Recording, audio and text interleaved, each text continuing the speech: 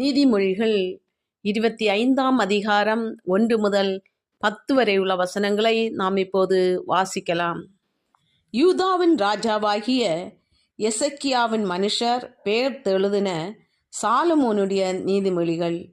காரியத்தை மறைப்பது தேவனுக்கு மேன்மை, காரியத்தை ஆராய்வதோ ராஜாக்களுக்கு மேன்மை. வானத்தின் உயரமும் பூமியின் ஆழமும் ராஜாக்களின் இருதயங்களும் ஆராய்ந்து முடியாது. வெள்ளியினின்று களிம்பை நீக்கிவிடு, அப்பொழுது தட்டானால் நல்ல உடைமை பிறக்கும்.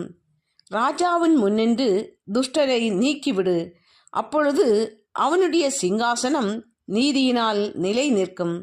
ராஜாவின் சமூகத்தில் மேன்மை பாராட்டாதே, பெரியோர்களுடைய ஸ்தானத்தில் நில்லாதே. உன் கண்கள் கண்ட பிரபுவின் சமூகத்தில் நீ தாழ்த்தப்படுவது நல்லதல்ல. அவன் உன்னை பார்த்து மேலே வா என்று சொல்வதே உனக்கு மேன்மை. வழக்காட பதட்டமாய் போகாதே, முடிவிலே உன் அயலான் உன்னை வெட்கப்படுத்தும் போது நீ என்ன செய்யலாம் என்று திகைப்பாயே.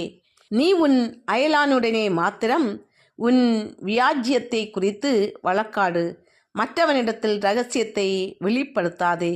மற்றபடி அதை கேட்கிறவன் உன்னை நிந்திப்பான், உன் அவமானம் உன்னை விட்டு நீங்காது.